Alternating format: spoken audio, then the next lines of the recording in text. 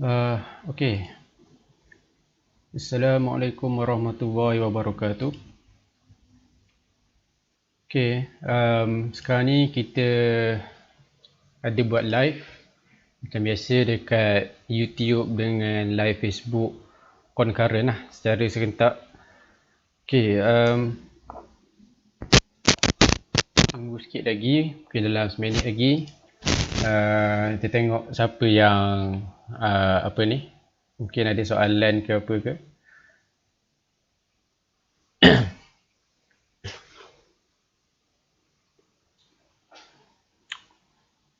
Okay, kalau ada masalah dekat Facebook bagi tahu sebab Ana tengok macam ada isu sikit dekat Facebook ni.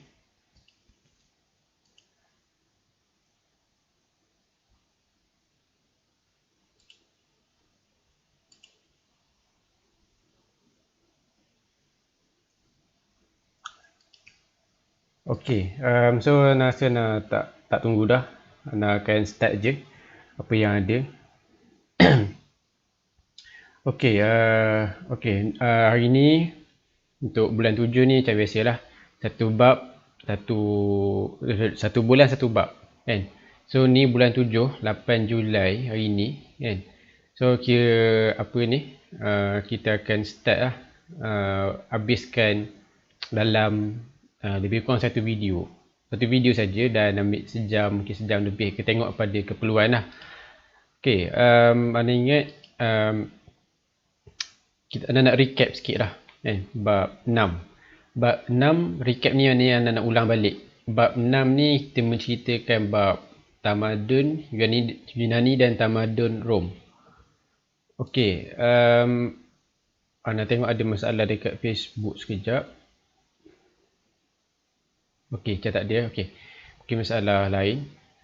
Okey, so tamadun Yunani dan tamadun Rom. Okey, kalau nak remind balik lah. Maknanya kalau tengok tamadun Yunani dan Rom ni, dia menceritakan yang sangat perkembangan yang sangat hebat lah. Dari segi perkembangan, dari segi pentadbiran kan. Kalau nak zoom balik, buka balik yang kat atas ni, menceritakan bagaimana keadaan yang berlaku lah kan. Tamadun Yunani macam mana dia pecah kepada ni kan. Ada pula magistrate. Ini baru cerita dari segi pentadbiran kan. Ada yang dia menceritakan mengenai perkembangan dari segi macam ni. Athens dia ada bahagian ketenteraan, perempuan pun macam bertarung main berlawan, tak adalah lembek je. Dan kalau tengok tamadun Rom ni, dia tak silap Ana, dia banyak dalam ni lah, seni bina. Maknanya dari segi perkembangan teknologi ni hebat kan. Dan ni teknologi, sebut teknologi bukan maknanya semestinya telefon apa, tak. Maknanya dia sebut teknologi ni banyak lah kan, kemudahan. Dia sebut teknologi satu bentuk kemudahan yang digunakan oleh manusia pada zaman tu lah kan. Dia tak semestinya ada macam telefon ke tak. Maknanya kalau dulu kita timba air kan dalam telaga kan, nak mandi kena cebok air dalam telaga, kena dalam gayung tu lah. Gayung tu cebok tu lah kan, cebok yang tu dia ambil air dalam tu, kena tarik dia campur dalam tu. Satu hal lambat macam tu kan. Dan bila ada tamadun Rom ni, dia macam memudahkan sikit lah. Maknanya dia boleh bantu kita dalam dalam mencipta kemudahan. Maknanya dia ada buat sistem peparitan, maknanya memudahkan lah. Maknanya bukan sekadar untuk kita mandi ke apa, jadi boleh guna untuk pertanian dan sebagainya lah kan. Boleh tengok balik lah. Ana takkan masuk sangat dalam bab bab 6 sebab Ana dah cerita dari tu kan. So Ana akan just masuk pada bab 7 lah.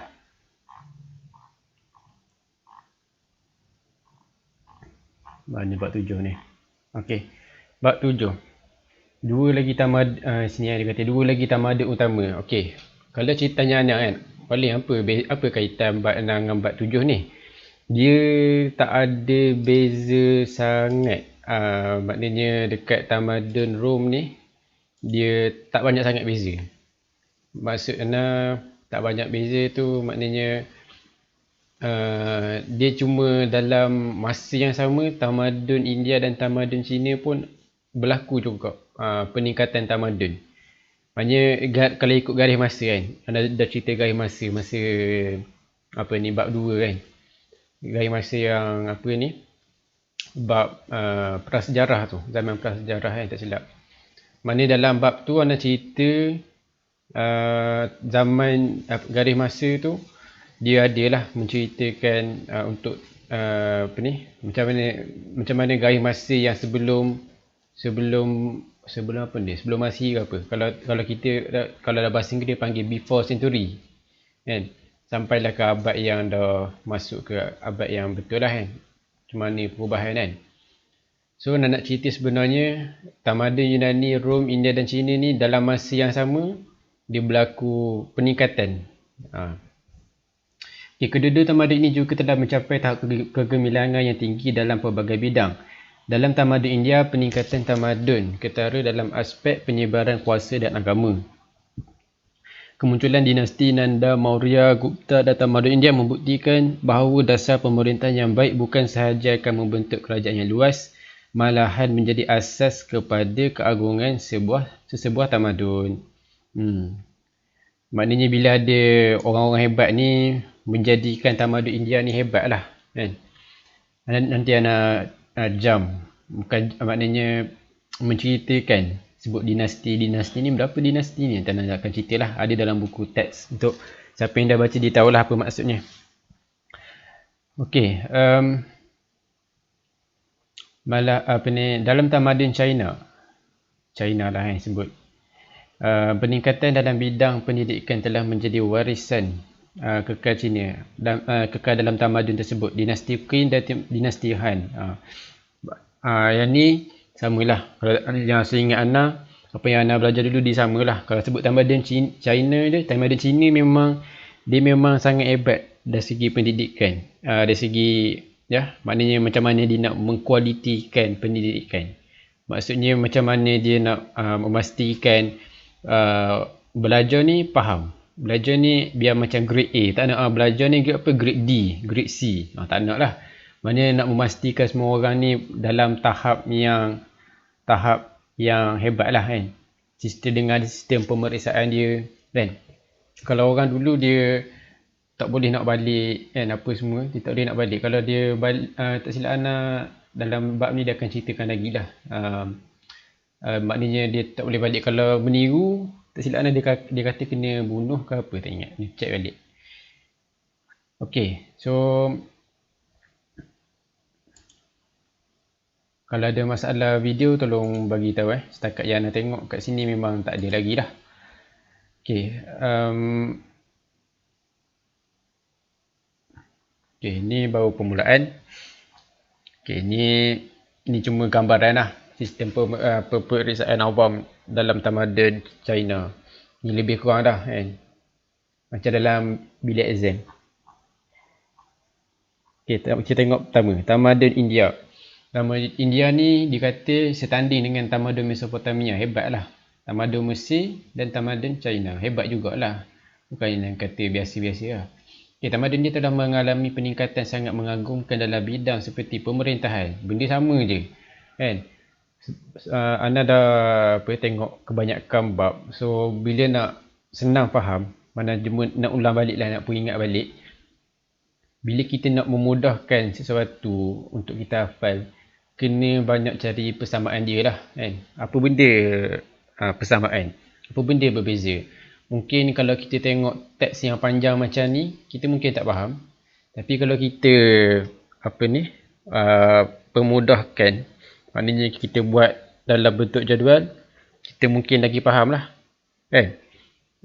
Maknanya kita buat perbandingan tamadun India, tamadun Rom, tamadun Yunani, apa persamaan dia dari segi pemerintahan, apa beza dia kan. Bila kita nampak macam tu, kita macam, oh ni lah beza dia, kita tahu dah. Oh ni, dia mari dah kan.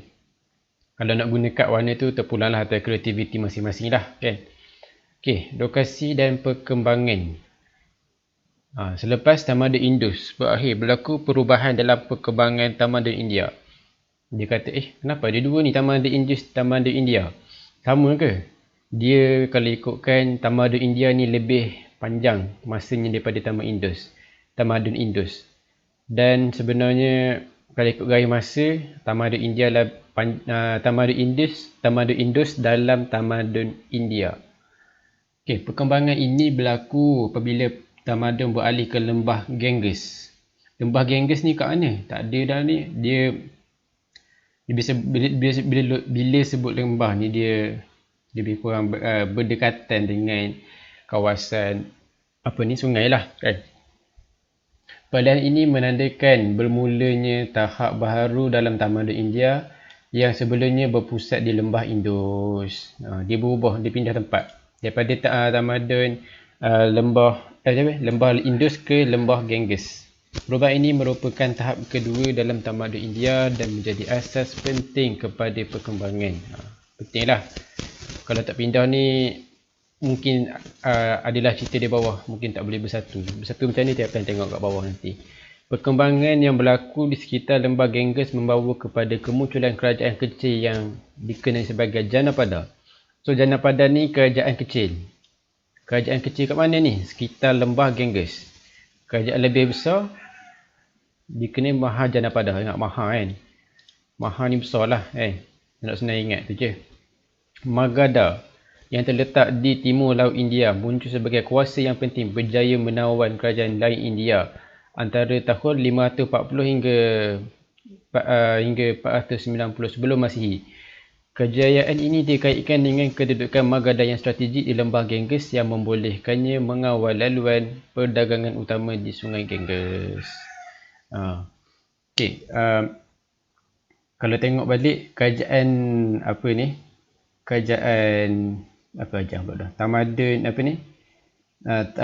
Tamadun Indus ni daripada lembah Indus pindah ke Ganges kan. Kalau kat sini pun dicerita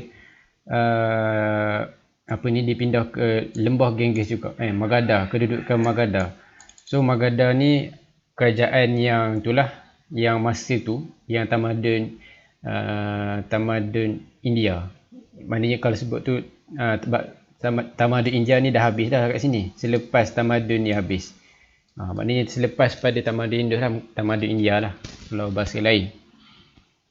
Kalau tak faham boleh tanya kalau nak suruh ulang balik kan boleh tanya. Okey, ada soalan, dinasti tu apa? Nanti Ana akan jawab lah.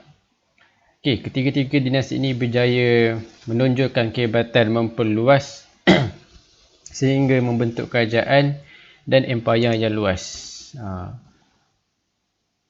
Kemunculan Magadha memainkan peranan penting dalam perubahan sistem politik di India melalui perluasan kuasa dan menjadi asas kepada kewujudan kerajaan lain seperti dinasti Nanda, Maurya dan Gupta. Nanti kita akan tengok ada ni cerita di bawah ni, setiap seorang ni ada cerita dia. Magadha ni dia membantu dah dari segi sistem politik, membolehkannya bila di sistem politik ni lebih politik biasalah, biasa nak menguasai kawasan. Sebab apa nak kuasai kawasan? Sebab kita nak luahkan kuasa. Maknanya macam kita lah, kita nak lawan dengan 50 orang, kita seorang lawan 50 orang, lagak kedok berbanding dengan kita 60 orang lawan dengan 50 orang. Maknanya kemungkinan untuk menang tu lebih tinggi lah sikit sebab kita lebih ramai. So maknanya kawasan lebih besar, lebih ramai penduduk. So bila ramai penduduk, kita jadi lebih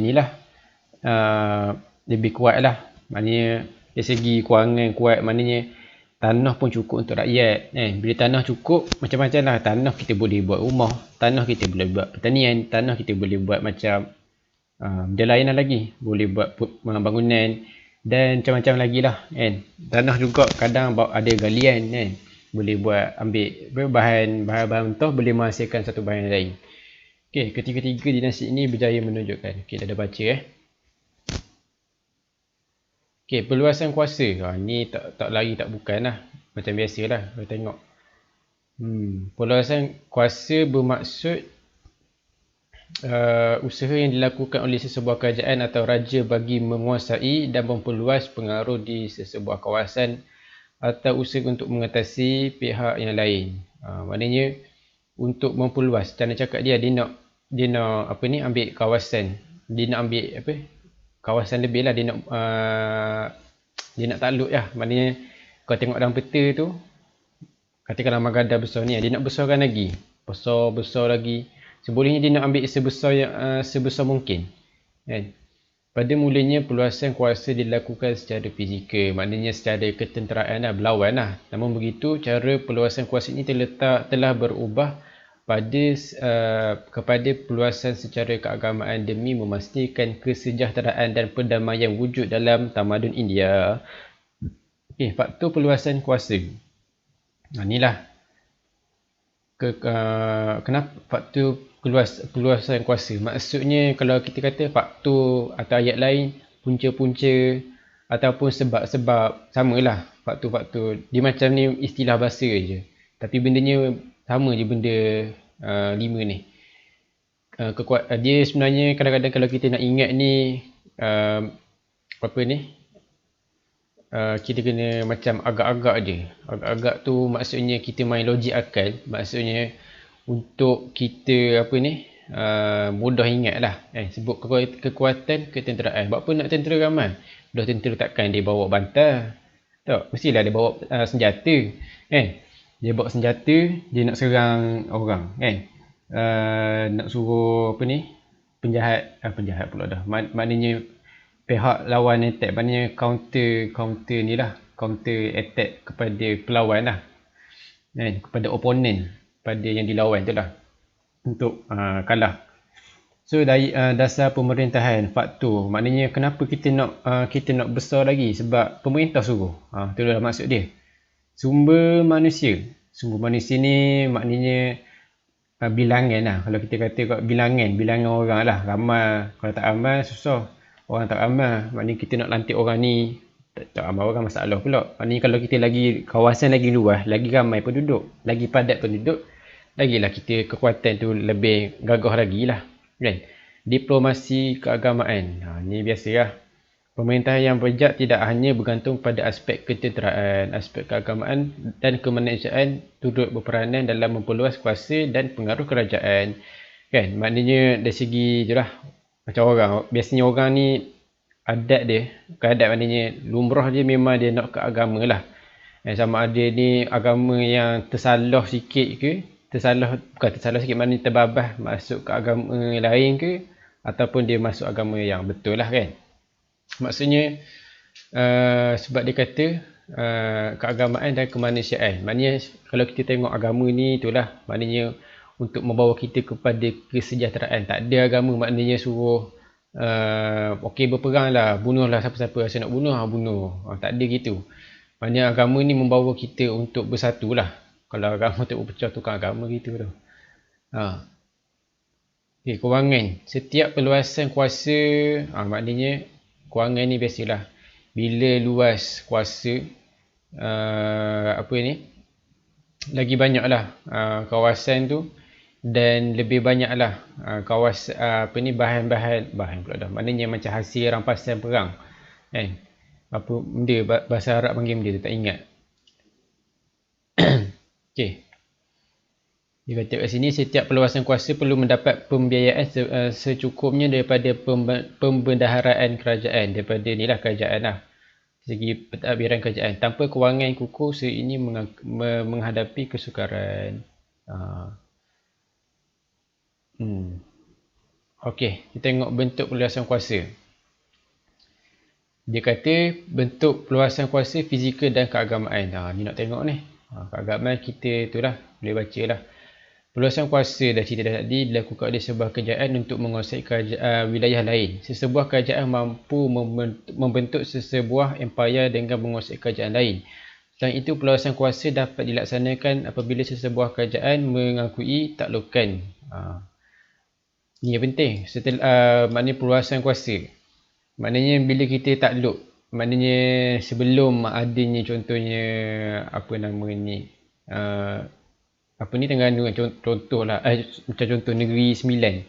Negeri Sembilan ni contohnya bila kan dia terbagi kepada 9 daerah, kan. Sebab tu dia panggil Negeri Sembilan.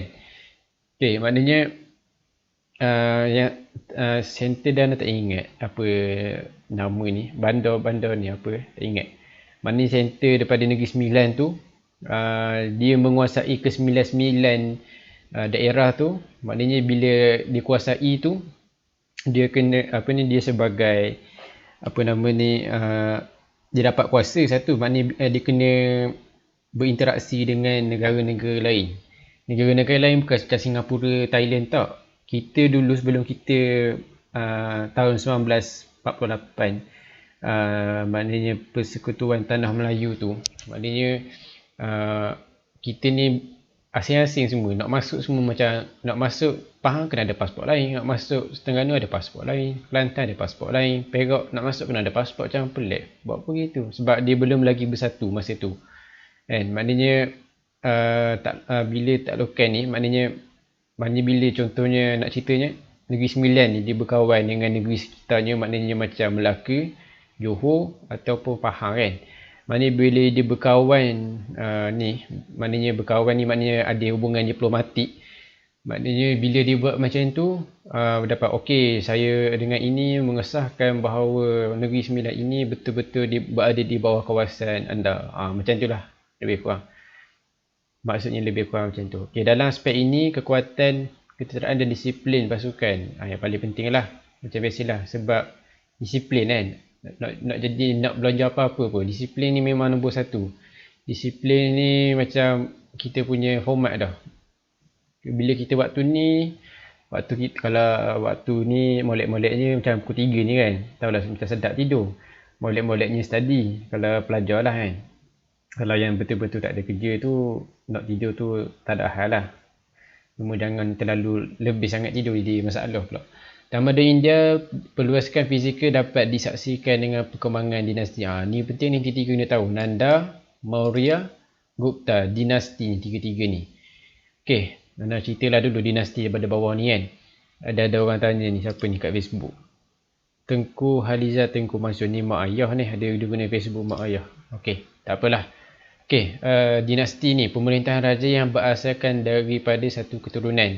Maknanya kalau nak kata tu macam adik-beradik dia lah, macam mak dia kan, mak ayah dia, nenek dia ambil daripada toki dia kan, maknanya datuk dia.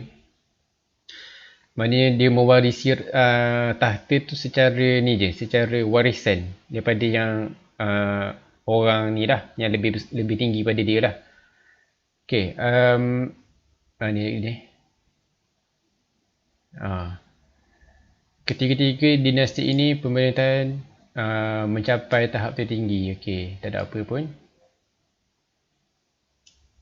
Okey, dia kena membentuk lah tiga-tiga ni. Nanti Ana akan cerita. Okey, ini yang penting lah.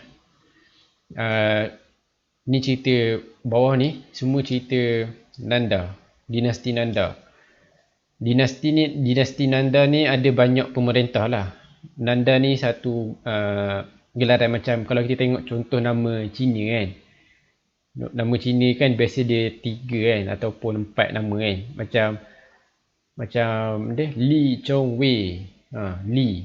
Maknanya keturunan Li. Li tu ada ramai. Li kan. Kita jumpa kawan pergi sekolah ni Li juga dia. Tapi bukan Li Chong Wei kata adik-beradik ke anak beranak Li Chong Wei ke mana? Tak. Memang keturunan. Anda pernah lah tanya soalan ni pada kawan Ana yang masa Ana belajar kat universiti. Memang dia kata ya lah, memang betul. Yang depan tu memang nama gelaran. Nama keturunan lah, nama keturunan. Dan biasanya nama keturunan ni Ana tanya dia kata akan pupus sekiranya tak ada yang mewarisi tu lagi lah. Dan Ana faham tak silap Ana, dia kata kalau macam si laki tu kalau dia tak kahwin ke nikah ke apa-apa, maknanya kalau dia mati tu tak ada lah. Maknanya keturunan tu akan berakhir kat situ lah. Dan biasanya kalau kahwin ni dia akan ambil keturunan yang lelaki lah. Macam Li lah. Li apa? Li Guang apa? Contoh lah. Okay, kat sini tengok lagi Empire. Empire ni wilayah yang luas. Empire ni wilayah lah, maknanya macam satu negara lah lebih kurang.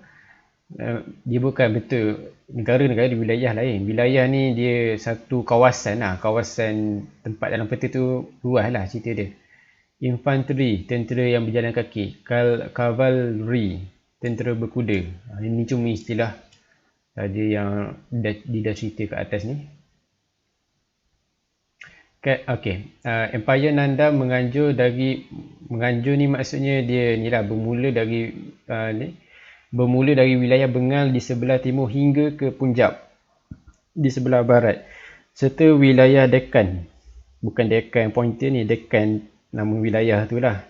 Dan dijadikan Paliputra, sekarang ni dipanggil Patna, merupakan pusat pemerintahan Empire sekarang lah. So kalau bawah ni dia akan cerita juga ketiga-tiga Nanda, Maurya dan Gupta ni berada dalam satu tempat center dia, maknanya pusat pemerintahan utama dia dekat Paliputra. Kan, dia berada pada masa itulah dekat semua center yang sama. Okey, kita akan tengok lagi yang lain. Ni lah dia punya dia panggil monument, maknanya patung lah kot bahasa ni, binaan, macam tunggu dia lah kan. Ni tak silap Asoka lah kan. Asoka tak? Maurya, bukan Asoka. Kekuatan ketenteraan juga menjadi asas perluasan zaman dinasti Maurya, terutamanya ketika zaman pemerintahan Chandra Maurya dan Asoka. Zaman dinasti, kita tengok balik asas perluasan kuasa pada zaman dinasti Maurya. Dinasti Maurya ni terbahagi pada dua lah, Chandragupta Maurya dan Asoka. So ada dua orang yang ni. Awal-awal Chandra Putra yang memerintah dulu, dan kemudian Asoka. Asoka dia ada buat kalau bawah ni dia cerita dia ada buat masalah sikit lah kan. Bawah ni dia akan cerita macam pengajaran lah kan. So anda akan tengok yang atas dulu. Kedua-dua pemerintahan ini berjaya membentuk sebuah empayar yang luas yang meliputi wilayah Bengal di sebelah timur hingga Hindu Kush di sebelah barat. Pusat pemerintahan juga terletak di Paliputra. Sama juga. Usaha perluasan kuasa ini zaman Chandragupta Maurya sangat bergantung kepada kekuatan ketenteraannya dengan mewarisi 9,000 tentera gajah, 30,000 kavalri dan 600,000 infanteri. Ni tengok atas lah, tentera kaki, tentera kuda. Setelah memegang kuasa, Asoka berusaha menguasai kawasan-kawasan yang belum lagi ditakluki di bawah kekuasaan Maurya. Tengok Asoka. Dia dapat kuasa, dia cuba takluk antara kawasan yang maksud ni Kalinga. Last sekali Kalinga pun boleh, tapi ada sebagai tukar ganti lah, maknanya dapat tapi ada masalah. Ni lah masalah dia. Dia dapat kuasai Kalinga, tapi masalahnya 150,000 orang hilang benda dan 100,000 terbunuh. Hilang besar ni, ramai ni. Bukan 10, bukan 1, 100,000. 0.1 juta. Ramai tu. Keadaan ini telah memberikan kesedaran kepada Asoka. Pemerintahannya berubah menjadi toleran dan bertanggungjawab. Kata orang dia buat silap.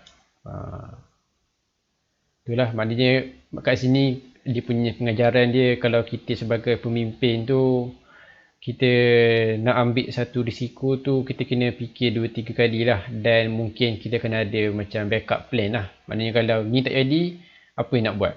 Maknanya kita tak boleh macam ni, 100,000 ni ramai sangat ni. Kita kena kurangkan sebolehnya risiko yang kita hadapi. Sebab kalau kita tak kurangkan risiko yang hadapi tu yang kadang ada ni sikit masalah. Dan perluasan kuasa pada zaman Gupta diterajui oleh Chandragupta I. Ni gelaran lah. Yang memerintah tahun 320 Masihi hingga 335 Masihi. Paliputra turut menjadi sama je. Chandragupta I telah menjadikan ketenteraan sebagai kaedah memperluas kuasa hingga mampu menguasai kawasan luas menganjur dari Punjab hingga Bengal. Okey, yang ni boleh tengok lah. Merujuk kepada peta dinasti Nanda ni, Maurya dan Gupta, mengapa Paliputra dipilih sebagai pusat pemerintahan ketiga-tiga dinasti. Maknanya ketiga-tiga ni berkongsi tempat pemerintahan yang sama lah. Satu hal dia apa ni, kalau tengok tahun pun, mana tahun ni?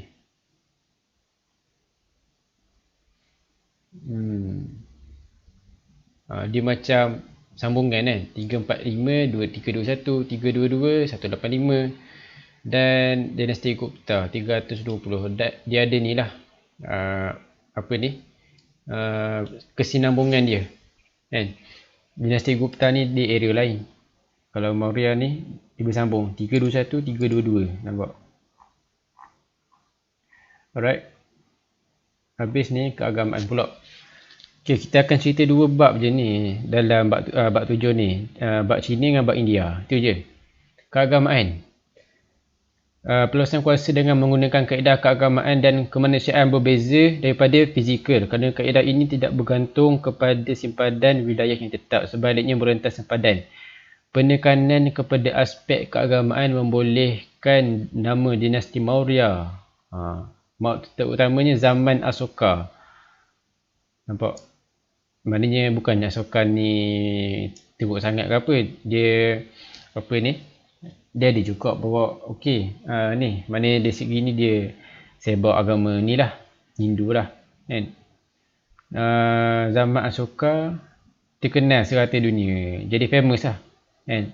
Selepas perang Kalinga, Asoka menghentikan sebarang usaha perluasan secara fizikal, sebaliknya menumpukan pengembangan agama Buddha, Hindu pula dah. Sorry, maaf, salah agama Buddha. Bagi mengukuhkan pembinaan negara, peraturan dan undang-undang ditetapkan dalam pemerintahannya telah diukir pada tiang batu yang diletakkan di kawasan strategi. Maknanya ni lah untuk apa ni, untuk sebagai peringatan dan peraturan lah. Tiang ini dikenali sebagai tiang Asoka.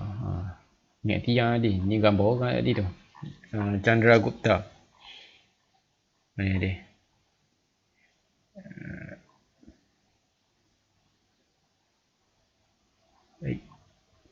Ni sini. Di bawah naungan Asoka, misi pengembangan agama Buddha telah giat dilakukan. Misi tersebut telah dihantar ke Tibet. Maknanya kalau kita kata kok ni macam jihad dia lah kan. Jihad agama Buddha lah. Maknanya dia pengembangan agama Buddha. Dia pergi ke Burma, Sri Lanka, Tarim, Bactria, Athens, Antioch, Alexandria kan. Maknanya dia pergi ke negara-negara ni untuk sebarkan agama Buddha. Maknanya itulah untuk menyebarkan itulah kepercayaan dalam agama Buddha. Okey, ketika zaman Gupta pula penekanan diberikan kepada agama Hindu. Tukar pula kan. Zaman Gupta ditukar agama Hindu. Tengok, bukan tak ada. Maknanya kalau kita kok sebut negara China, memang sinonim dengan negara sinonim dengan agama Buddha kan. Tapi kalau tengok sejarah, dia bukan agama Buddha, bukan agama Hindu dekat. Walaupun kalau tengok peta ni India sini ni kan. Maknanya ada juga sejarah agama Buddha, pengembangan center kat India juga, bukan dekat China kat sini kan. Dekat atas sikit dari perkataan Burma ni, bukan kat sini. Maknanya sejarah tu kadang-kadang kita tak sangka, kalau kita tak baca memang tak tahulah kan. Okey,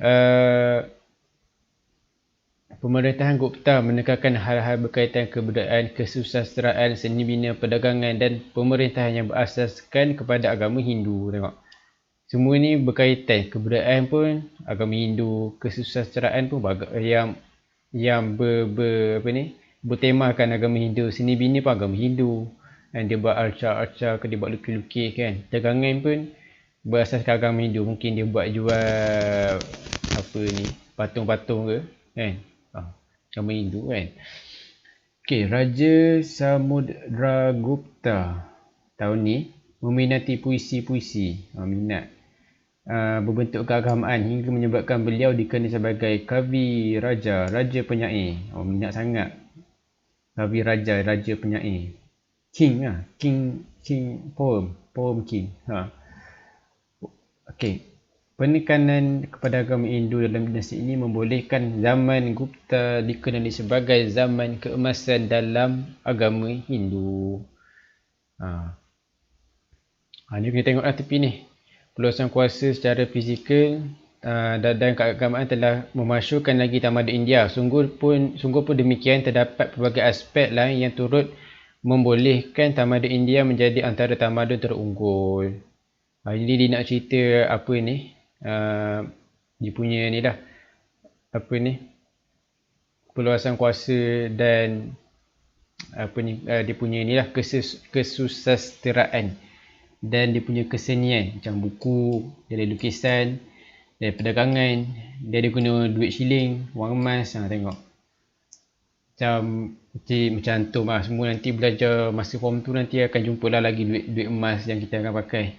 Macam kita panggil apa ni, orang Kelantan panggil benda samah, bukan salmah ni, ini samah ni 5%. Apa ni, dia panggil 2 mah, panggil dia samah 5 mah panggil, tak ingat dah. Maknanya samah ni apa ni, 3 samah, maknanya RM3.50 contohnya. Gitu. Okey. Zaman keemasan. Zaman keemasan ni bukan zaman tu banyak emas, tak. Zaman keemasan ni pencapaian atau kemajuan besar dan tertinggi dalam bidang tertentu yang dicapai oleh sesebuah pemerintahan. Okey, tamadun India berjaya menunjukkan peningkatan peluasan kuasa melalui fizikal dan keagamaan. Dia tu kena ingat secara fizikal, keagamaan. Itu yang key point yang paling penting. Kematian dan kemusnahan kesan daripada ni nak buat macam mana? Jelaslah bahawa keamanan sangat penting. Maknanya kalau boleh tu peluasan kuasa ni biarlah secara diplomasi, secara kita bincang-bincang lah kan. Bincang boleh tak gini, boleh tak, kita tak boleh pegang ni, sikit-sikit nak tumbuk orang, sikit-sikit aku pukul mu lah kan.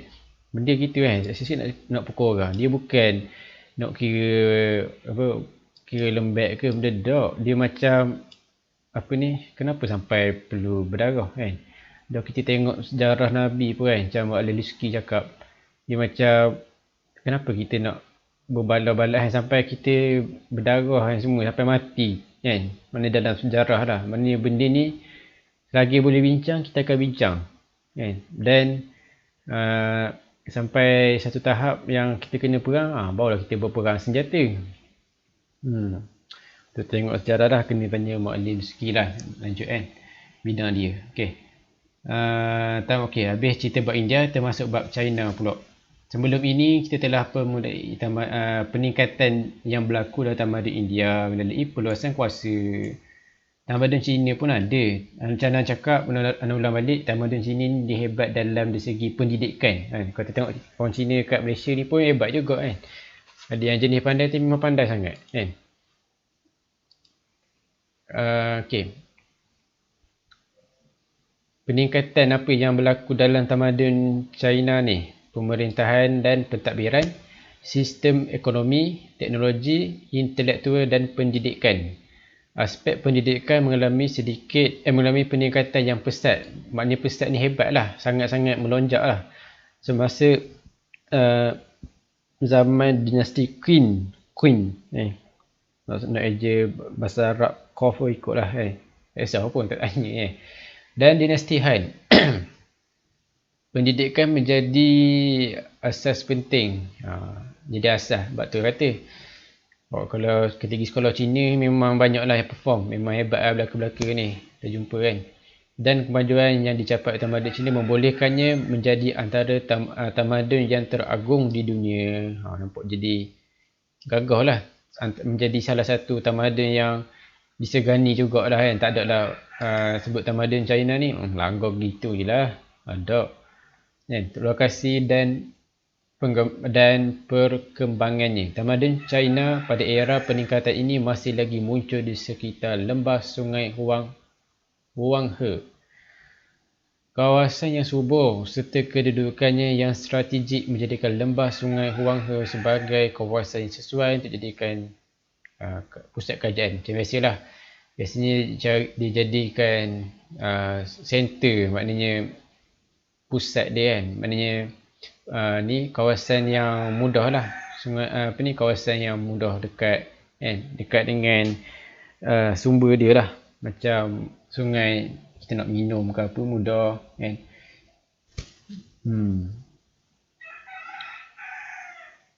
Ketika ini dinasti Qin muncul sebagai kerajaan yang paling utama di China semasa pemerintahan Raja Zheng dan yang kemudiannya memakai gelaran Maharaja Shi Huangdi. Kerajaan di berpusat di Xiangyang. Selainnya orang Cina cara sebut dia. Tidak anda pandai.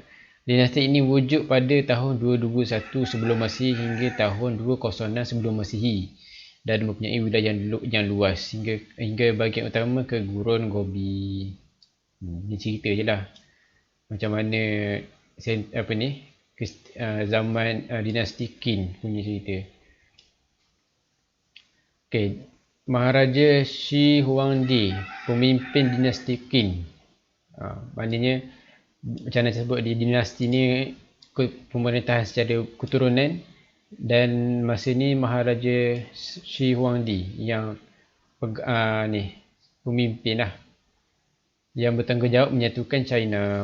Kestabilan politik kestabilan politik ni penting lah, sebab kalau politik tak stabil, dia jadi macam-macam boleh jadilah. Jadi di negara kita nak pergi tu jadi tak selamat rasa. Kang jadi macam ni kan, tak ada tentera mari tolong kan, kita kena kena rompok lah, kena bunuh lah apa kan. Jadi risau, menjadikan satu benda macam tak selamat lah, terasa tak selesa lah, macam tak tenang je duduk kat ni. Bila berlaku kestabilan, barulah boleh berlaku peningkatan bidang ekonomi dan sosial. Ini gambaran lah Maharaja Shi Huangdi. Dinasti Qin digantikan oleh dinasti Han pada antara tahun 206 hingga 220. Diasaskan oleh Liu Bang dengan gelaran Maharaja Gaozu. Ni boleh tengok lah membentuk empayar luas meliputi utara China, sempadan Vietnam di selatan dan bahagian utara Korea di sebelah timur serta Turkestan di bahagian barat. Dinasti ini terbagi kepada dua tahap, iaitu Han awal 206 sebelum Masihi hingga tahun 8 Masihi dan Han akhir antara tahun 25 Masihi hingga tahun 220 Masihi. Tengok kat mana lah pusat ni, boleh baca. Takkan baca ni, sebab kalau nak baca memang tak ada penerangan yang bertambah disebab benda ni fakta lah kan. Kalau ada istilah-istilah baru tu nak akan cerita lah. Dinasti Han telah menunjukkan peningkatan tamadun. Ada penting tak sini? Ni. Laluan sutera merupakan laluan perdagangan daratan yang terpanjang di dunia, melibatkan China hingga ke Empayar Rom. Ni fakta ni. Ini mungkin antara menjadi salah satu soalan hot yang akan ditanya dalam dalam exam lah. Dinasti Han juga terkenal kerana melaksanakan sistem pemilihan pegawai perkhidmatan awam sebagai sebahagian daripada perkembangan dalam sistem pendidikan. Nampak tak? Dia terkenal sebab apa yang maknanya apakah, kalau soalan tanya apakah sumbangan dinasti Han melaksanakan sistem pemilihan pegawai perkhidmatan awam.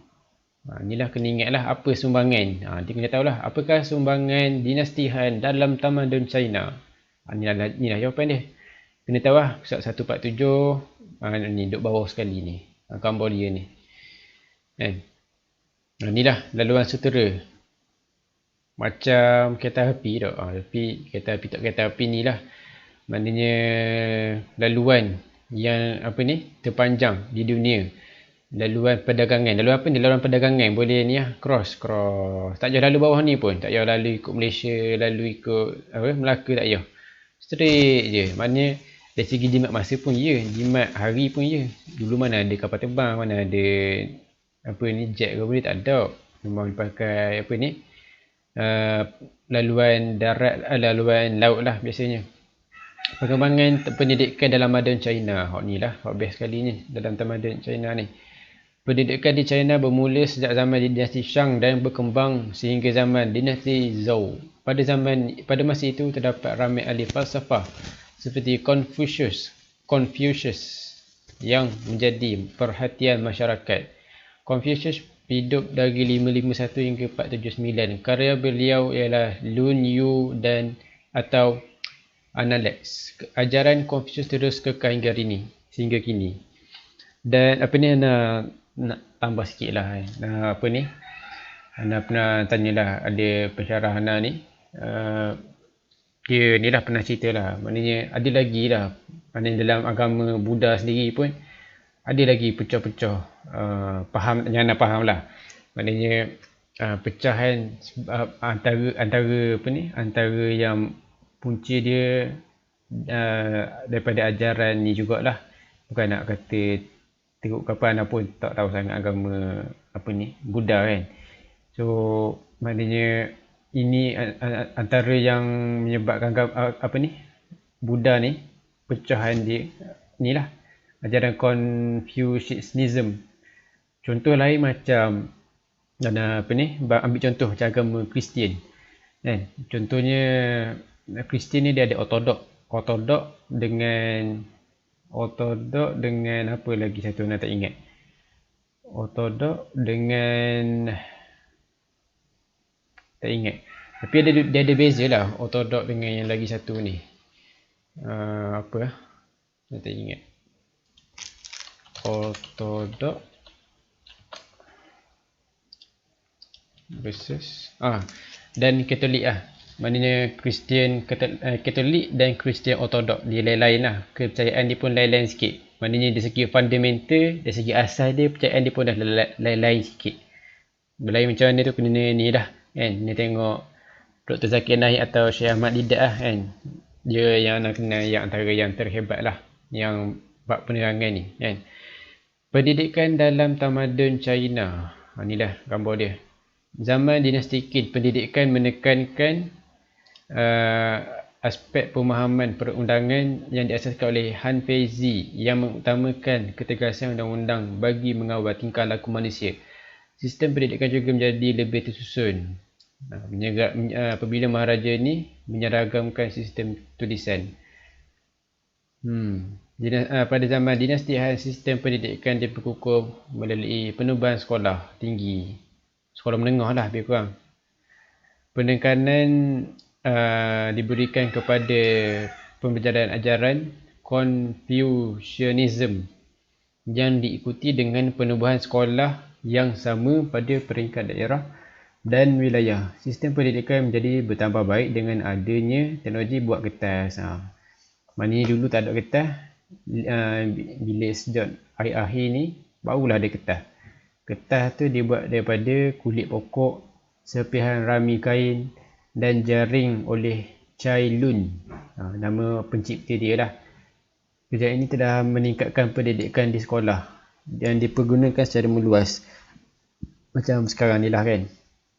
Matlamat sistem pendidikan.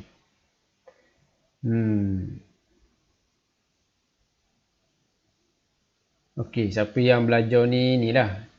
Maknanya apa? Maknanya sistem pendidikan apa? Maknanya kalau kita tanya apa tujuan kita nak belajarnya? Inilah matlamat sistem pendidikan. Kalau kita tengok kat sini memupuk nilai moral dan etika, lulus peperiksaan perkhidmatan awam, mengekalkan ajaran Confucianism, membezakan golongan elit dan dengan golongan rakyat, memilih pegawai kerajaan kan. Maknanya kalau pendidikan ni ialah kadang nak suruh kenal apa nama ni, nilai-nilai yang baik lah kan, dalam sistem pendidikan, dan suruh lulus perkhidmatan awam, peperiksaan perkhidmatan awam. Maknanya bila dia lulus tu dia boleh masuk kerja selalu dah. Lebih kurang gitulah. Dan mengekalkan ajaran Confucianism, sebab kan Adinah boleh baca atas ni lah kan.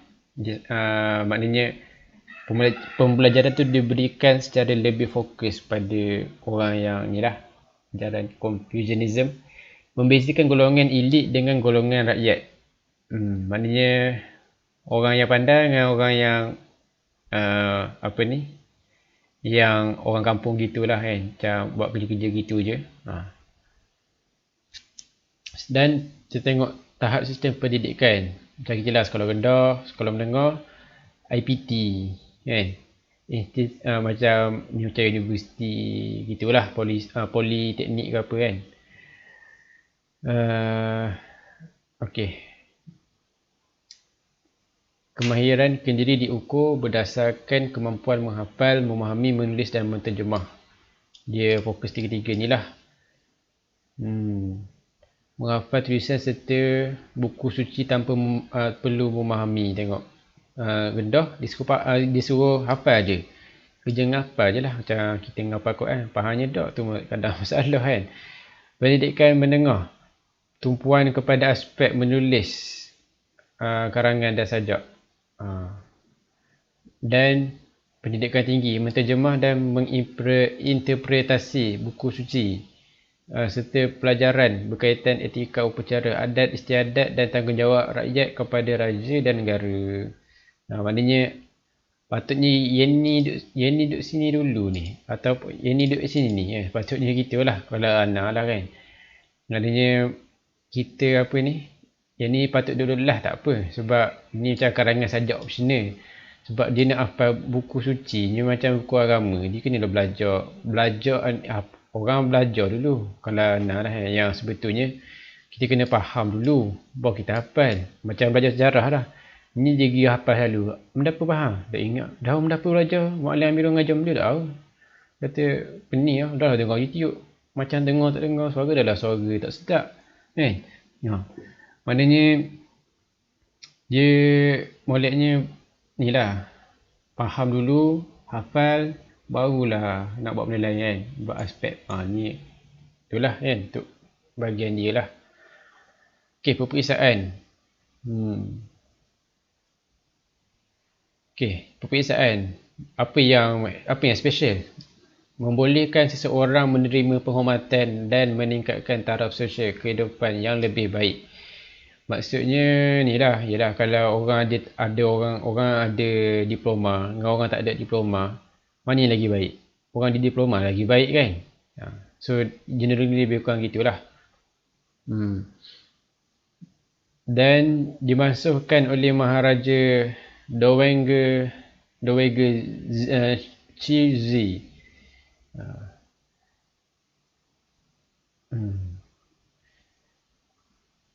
Dinasti Han yang perkenalkan dia. Ni lah, boleh try. Sistem peperiksaan perkhidmatan awam. Ni bukan SPA ni perkhidmatan awam biasa je. Peperiksaan yang sangat kompetitif, hanya lelaki dibenarkan menduduki peperiksaan tanpa mengira latar belakang dan status sosial. Maknanya status sosial ni maknanya dia punya ni lah, dia ni anak raja ke, adakah anak sultan ke, anak datuk, kan dia benda, maknanya tak ada lah, maknanya boleh ambil, tak ada masalah. Mengekalkan tradisi dan budaya China, terutamanya ajaran Confucianism. Larangan terhadap sebarang bentuk perubahan bagi mengekalkan keaslian tradisi China. Maknanya adalah dalam tu, maknanya China punya exam tu ada yang maknanya ni lah cara kalau sebut China punya exam macam ni lah. Lulus dalam peperiksaan merupakan matlamat utama. Lepas tu dah lulus dapat benda, dapat tajaan, dapat beasiswa lah lebih kurang. Beasiswa daripada penduduk kampung dengan harapan cara itu akan berjaya dalam peperiksaan seterusnya dan menaikkan. Ni macam biasa lah. Kalau kita tu, kalau tengok orang kampung dulu, apa ni, ada anda pernah baca tu surat dari Mahkota Gading. Mahkota Gading panggil. Ni maknanya Mahkota Gading. Maknanya anda nak cakap dari ni lah, dari universiti lah. Maknanya dia menceritakan dalam dalam cerita pendek tu, cerpen, dia menceritakan ni yang nak belajar dulu lah, BM dulu. Dia menceritakan betapa seronoknya seorang ayah atau seorang datuk tak silap, dia menerima surat daripada universiti menceritakan tanya khabar. Memang satu kampung view lah. Maknanya kalau bahasa ayam bertelur sekampung view. Gitulah. Maknanya surat satu je. Sekarang ni kalau orang masuk universiti macam tak ada apa sangat lah, sebab terlalu biasa dah sangat. Cuma kalau ada ramai buat PhD, boleh kata hebat itulah. Sistem peperiksaan ini dikawal ketat. Sistem dilaksanakan seluruh empayar. Ni lah. Mereka yang didapati meniru akan dikenakan hukuman. Dikena hukuman. Siapa yang tipu, calon akan dikurung. Bagi mengelakkan penipuan, calon akan dikurung sebelum peperiksaan berlangsung. Kena kuarantin lah bahasa lain. Disebabkan peperiksaan ketat dan kompleks, hanya mereka yang lulus dengan cemerlang. So abaikanlah. Anda pernah jumpa rasa yang kena bunuh, tapi tak ada dah ni.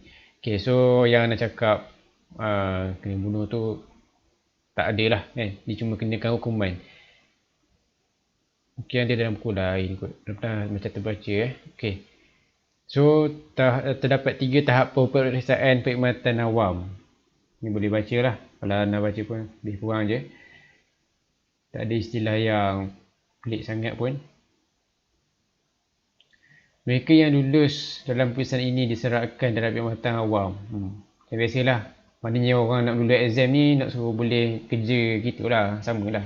Nak suruh dapat bertolong family, bertolong orang sebelah, cari tolong orang kampung kemudian kan.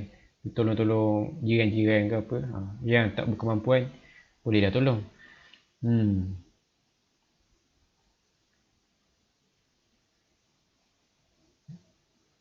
Okey. Bagi calon yang lulus peringkat ketiga, maknanya 3 tahap, 3 pun lulus. Hebat sangat ni. Maknanya dia diploma lulus, dia degree lulus, dia buat master lulus, PhD mainan dia je, senang. Lulus lah ke? Hebat sangat kan. Maknanya bukan tu lah. Akan mendapat kedudukan dan pangkat tertinggi dalam kerajaan. Hebat sangat lah ni.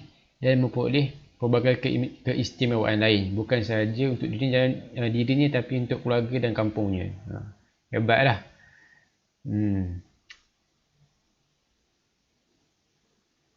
Maknanya sistem pendidikan ni melahirkan ramai orang hebat lah. Dong Zhongshu, sejarawan China, Sima Qian, boleh ada lagi. Ada lagi tapi yang disebutkan ni je lah. Ni buat kertas. Kalau nak buat boleh try lah. Okay, kita dah rasa nak masuk habis lah ni. Sistem pendidikan merupakan asas penting yang membolehkan tamadun China mencapai kecemerlangan dalam pelbagai bidang. Melalui sistem pendidikan yang teratur, sistem penilaian yang kompleks membolehkan China melahirkan kalangan pelajar dan sarjana yang bertanggungjawab dan menjadi pentadbir dalam kerajaan. Sistem ini bertahan dan berterusan di China sebelum dimansuhkan pada abad ke-20. Dia tak ceritakan dalam buku teks ni apa sebab dimansuhkan dan apa yang kronologi, maknanya berikutan daripada kesan daripada yang dimansuhkan tu, apa kesan dia, apa yang berlaku selepas tu. Maka jelaslah bahawa pendidikan berkesan mampu menjadi ejen perubahan seperti yang dilaksanakan di Malaysia kan. Alright, ni boleh tengok lah kan. Tamadun India dia menceritakan ada ni Chandragupta Maurya, ni nama tempat dan ni jenis tulisan lah kan. Nak tengok boleh tengok lah, kalau faham alhamdulillah. Tak faham tak apa, dia tanya dalam exam, tanya apakah maksud bahasa Mandarin ini. Oh tak ada, tak tanya lah. Okay, macam biasa, soalan yang ada dalam buku teks ni kena buat lah. Soalan 1, soalan 2, soalan 3, salin semua soalan yang nak cakap 1, 2, 3, 4, 5, 6, 7. 7 ni tengok, pada pandangan anda. Bila sebut pada pandangan anda ni, kadang-kadang jawapan dia tak semestinya ada dalam buku teks, dan kadang-kadang jawapan dia ada dalam buku teks, dan pada kebiasaannya memang tak ada. Tapi bila jangan cakap, bila nak kata tak ada ni, oh tak payah carilah dalam buku teks. Kalau rasa hebat sangat, tak payah carilah kan. Kalau elok-eloknya cari, walaupun daripada pandangan anda kan, tapi seeloknya cari dululah kan. Dan jawab dia pun jawapan dengan setiap orang mungkin kebiasaannya akan berbeza-beza lah. Dia ada orang pandangan dia macam ni, ada orang pandangan dia lain sikit, tak apalah. Ok, so 1, 2, 3, 4, 5, 6 dan 7. Buat semualah. Dan kemudian kita akan tengok pada bab 8, bab terakhir untuk tingkatan 1, Tamadun Islam dan sumbangannya kan. Bab ni dia panjang sikit lah. Biasanya kalau antum semua tengok ni, rasa tak ada benda sangat pun. Dia menceritakan apa yang kita dah pernah belajar. Dan anda tak tahu apa yang akan jadi kalau kalau kita ditakdirkan untuk ada PKP lagi ke. Memang bab 8 ni pun secara live lah, agak tak payah live lah tak kan. Ok, untuk minggu depan bawa buku kerja je lah kan. 15 hari bulan, kalau ada kelas jadual buat masa ni jadual tak keluar lagi. Kalau ada sejarah hari ni, hari Rabu ke hari Khamis ke hari Jumaat ke, kena bawa lah buku buku kerja, sebab kita akan banyak buat perbincangan. So dah habis, dia kata muallim ni baru bulan 7, bulan 8 cak lagi, lepas tu ada 4 bulan lagi nak buat benda. So lagi baki 4 bulan tu anak akan train semua orang, latih semua orang untuk biasakan menjawab soalan. Dan kalau anak mengajar gitu, tak semua akan faham. Dan orang Cina ni dia hebat sebab dia banyak buat latihan. So itulah poin Ana, kita habis awal, kita banyak masa untuk buat latihan, kita banyak masa untuk buat latihan, kita akan insyaAllah lah akan lebih, result tu lebih cantik lagi lah masa universiti pula, masa peperiksaan akhir tahun. Ok, kalau nak tengok macam tak ada soalan satu je, dinasti tu apa, tu je lah tanyanya. Ok, so nak rasa tak ada apa dah. Bab 8 ni kita akan cerita kemungkinan besar dalam kelas je lah kan. 158 sehingga 188, 158, 168, 178, 188, lebih kurang 30 muka surat lebih lah. Biasanya tak ada masalah sangat sebab dia sejarah yang kita dah belajar dulu-dulu kan. Ok, anda rasa kalau tak ada apa, anda akan tamatkan lah ni. Ok, Assalamualaikum.